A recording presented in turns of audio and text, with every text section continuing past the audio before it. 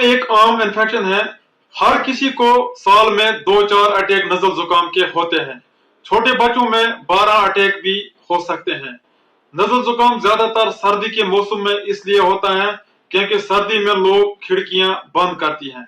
इसके अलावा सर्दी के मौसम में लोग एक ही जगह नजदीक नजदीक रहते हैं, जिसकी वजह से एक दूसरे का इन्फेक्शन लग जाता है। इसके अलावा सर्दी में ये वायरस ज्यादा देर तक एक्टिव या जिंदा रहते हैं और ज्यादा इन्फेक्शन करते हैं। इसके अलावा सर्द हवा की वजह से एक इंसान की गले और नाक की इम्यूनिटी कम होती है और ये वायरस इन्फेक्शन करते हैं। नजल जुकाम का क्या वजह है? नजल जुकाम एक वायरल इन्फेक्शन है। बहुत सारे वायरस नजल जुकाम कर सकते हैं। सबसे ज्यादा नजल जुकाम वायरस है राइनो वायरस, जिसके तकरीबन 200 अकसाम हैं। इसके अलावा corona virus, adeno virus, influenza पैराना वायरस भी नजल जुकाम करते हैं। ये नजल जुकाम एक इंसान को कैसे लग जाता है? ये इन्फेक्शन एक पेशेंट से एक नॉर्मल शख्स को 3 तरीकों से फैलता है: ड्रॉपलेट्स के जरिए, कांटेक्ट के जरिए और तीसरा है चीजों या फोमाइट्स के जरिए। जब एक पेशेंट खांसी करता है या छींकता है, वो छोटे छोटे पानी के कतरे खांसी और छींक के साथ फेंकता है, जो नजदीकी मौजूद शख्स को बैठ जाते हैं। फिर ये नाक, आंख और मुंह के जरिए इस नॉर्मल शख्स के जिस्म में दाखिल होते हैं। इसके अलावा सांस लेने के दौरान एक पेशेंट छोटे छोटे पानी के कतरे बनाता है सांस के साथ, जिनको एरोसॉल बोलते हैं। यह एरोसॉल दूसरे बंदे को हवा के जरिए या सांस के जरिए जिस्म में दाखिल होते हैं। दूसरा तरीका मैंने बोला कांटेक्ट के जरिए।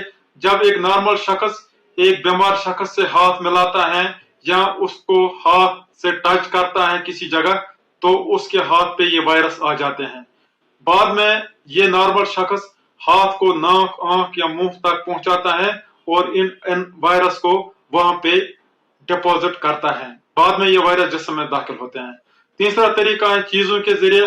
मिसाल के तौर पर हैंडल्स के जरिए, खिड़कियों के जरिए, दरवाजों के जरिए या बारस के जरिए या खिलौनों के जरिए या बाकी चीजों के जरिए ये वायरस एक इन्फेक्टेड पर्सन या बीमार से एक नॉर्मल शख्स को ट्रांसफर होता है।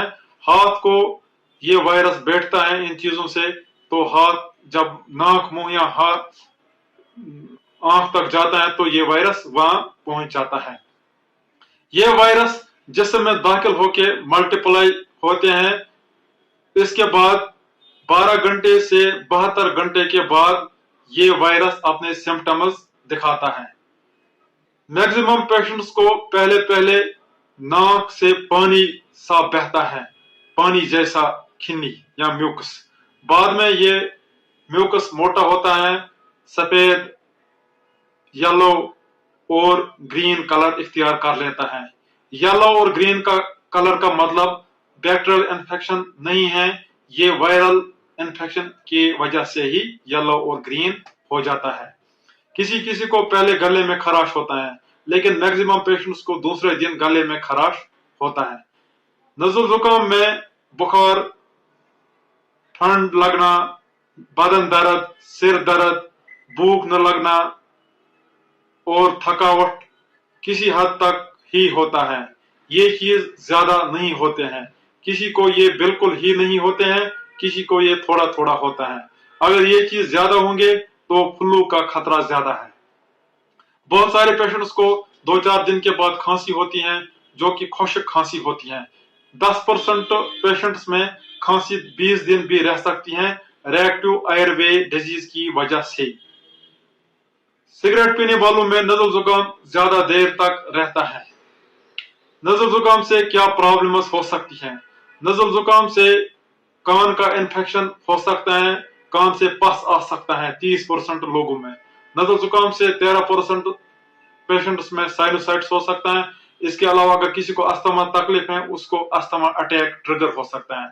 इसके अलावा छोटे बच्चों में वेलरे या वीज अटैक या दमा का तकलीफ भी नज़ल जुकाम से ट्रिगर होता है। ज्यादा छोटे बच्चों में वायरल निमोनिया होता है। सारे लोगों में बैक्टीरियल सुपर एडेड निमोनिया भी हो सकता है, जिसके चांस हालांकि बहुत कम है। किसी किसी को गला भी बैठ जाता है। जिसको क्रू बोलते हैं, और किसी को ब्रोंकियोलाइटिस से सांस भी तेज होता है। ये दो चीज छोटे बच्चों में ही होते हैं। क्या डेंजर साइनस हैं या क्या खतरे की अलामत हैं जिन पे डॉक्टर को मिलना चाहिए नजल जुकाम में? अगर 3 महीने से छोटा बच्चा है नजल जुकाम वाला बुखार के साथ, तो उसको भी डॉक्टर को दिखाना चाहिए। इसके अलावा अगर 2 दिन से ज्यादा हाई बुखार रहेगा तो इस सूरत में भी बच्चे को डॉक्टर को दिखाना चाहिए। इसके अलावा अगर बहुत ज्यादा बदन दर्द होगा तो इस सूरत में भी फ्लू का खतरा है, डॉक्टर को दिखाना चाहिए। इसके अलावा अगर सांस तेज हो या सांस सही से नहीं ले रहा है बच्चा, तो इस सूरत में भी बच्चे को डॉक्टर को दिखाना लाजमी है। इसके अलावा अगर कान में दर्द है या कान में पस निकल रहा है, डॉक्टर को दिखाना चाहिए। इसके अलावा अगर बच्चा बेहोश है, सही से खाता पीता नहीं है, इस सूरत में भी डॉक्टर को दिखाना चाहिए। इसके अलावा अगर दोबारा बुखार चढ़ेगा, इसका मतलब है डबल इन्फेक्शन या सुपर इन्फेक्शन, इस सूरत में भी डॉक्टर को दिखाना चाहिए। नज़ल जुकाम पेशेंट्स को कौन से टेस्ट करने चाहिए? ज्यादातर पेशेंट्स को टेस्ट की जरूरत नहीं है। टेस्ट तब ही करना है जब डेंजर साइंस है। हम पहले सीबीसी खून का टेस्ट रिकमेंड करते हैं।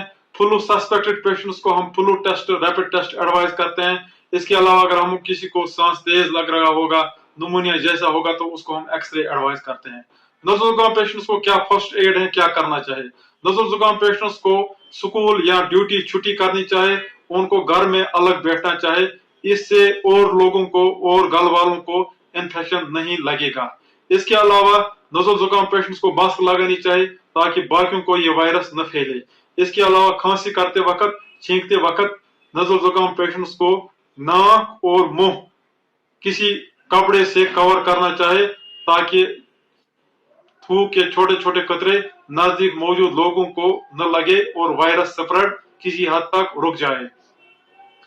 नज़ल जुकाम में ज्यादातर लोगों को दवा की जरूरत नहीं है।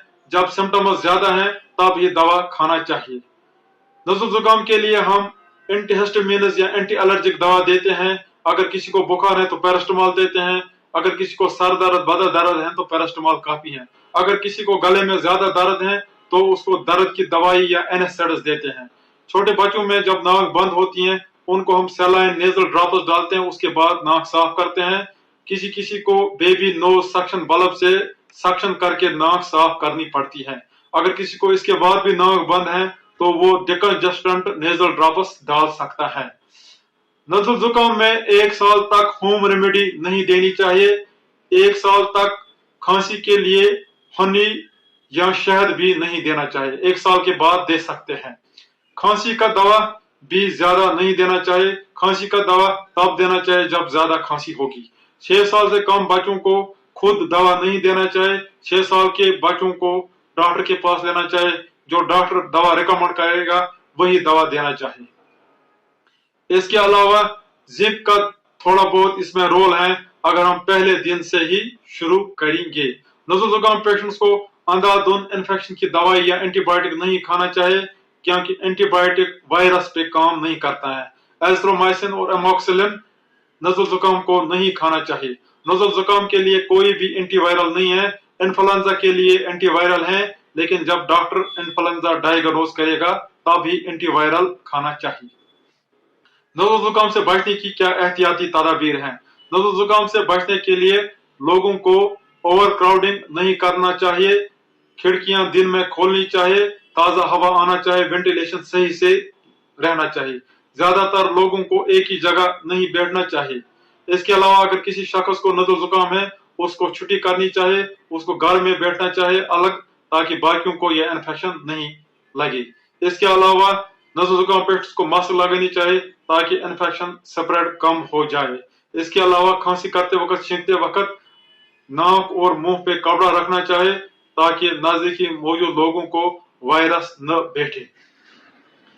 इसके अलावा नज़ल जुकाम से बचने के लिए सिगरेट नहीं पीना चाहिए। सिगरेट से नज़ल जुकाम ज्यादा अटैक करता है।